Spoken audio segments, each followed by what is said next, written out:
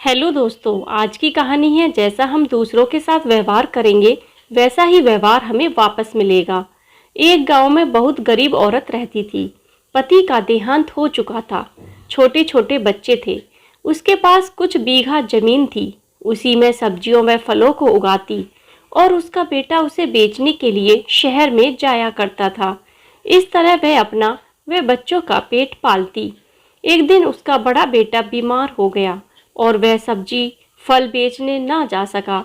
तो वह औरत सब्जी व फल के आधे आधे किलो के पैकेट बनाकर शहर की तरफ बेचने चल पड़ी और रोज वाली दुकान पर पहुंच गई।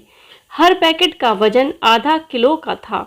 दुकानदार ने सामान ले लिया और हमेशा की तरह बदले में आटा, तेल, शक्कर, चाय पत्ती, चावल आदि उसे दे दिया। गरीब विधवा के जाने के बाद उसने सब्जी व फल को बेचने वाली जगह पर रखना शुरू किया।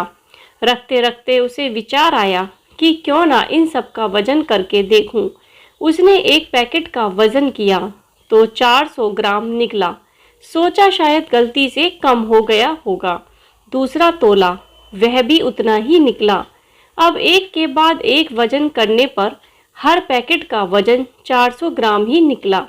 उसे आश्चर्य और हैरानी भी होने लगी तथा साथ ही साथ उसे उस औरत पर भयंकर गुस्सा आने लगा। अगले दिन फिर वह विधवा सब्जी और फल लेकर दुकान पर पहुंची और दुकानदार को दूसरे सामान की लिस्ट थमा दी। दुकान वाला एकदम से भड़कता हुआ गुस्से में उस गरीब से बोला कि चली जाओ मेरी दुकान से, मुझे तुम्हारे से कोई लेन देन नहीं करना है। गरीब विधवा बोली कि साहब बताओ तो सही, मेरे से कहाँ भूल हो गई। वह चिल्लाता हुआ बोला कि चोरी, ऊपर से सीना जोरी, हमेशा 500 ग्राम की जगह 400 ग्राम का पैकेट पकड़ा देती हो। ऐसा करते हुए तुम्हें जरा भी शर्म नहीं आई। उस विधवा ने हाथ जोड़कर बहुत ही शांत आवाज में जवाब दिया कि मालिक, हम तो बहुत गरीब हैं, हमारी कहाँ हैसियत कि माप तोल की मशीन खरीदें। आप जो भी आधा किलो का सामान देते उसे तराजू के एक पल्ले पर रख देते और दूसरे पल्ले में आधे आधे किलो के सब्जी और फल के पैकेट रख देते। दुकानदार का चेहरा उतर गया। उसके पास कहने को कुछ भी नहीं बचा था। खुद पर उसे शर्म आ रही थी। उसने अपनी गलती स्वीकारते हुए उस गरीब विधवा से माफी मांगी और बोला, बहना माफ कर दो, तुम्हारी कोई भी गलती नहीं है। सच है कि जो हम देंगे वही हमारे पास वापस लौट कर आएगा, चाहे वह इज्जत हो या मान सम्मान या अपमान, चाहे धोखा हो या निंदा। संक्षेप में यही बोल सकते हैं कि जैसा हम दूसरों के साथ व्यवहार करेंगे वैसा ही व्यवहार हमें वापस मिलेगा।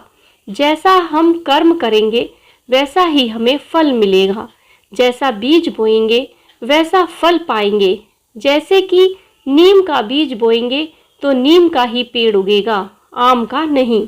इसलिए हमें कभी भी दूसरों के साथ छल कपट या बेइज्जती, निंदा, अपमान व द्वेष आदि नहीं करना चाहिए। दोस्तों, आशा करती हूँ कि आपको यह छोटी सी कहानी पसंद आई होगी। तो प्लीज़ कहानी को लाइक कीजिए और अगर आप चैनल पर नए हैं तो चैनल को सब्सक्राइब करें। धन्यवाद।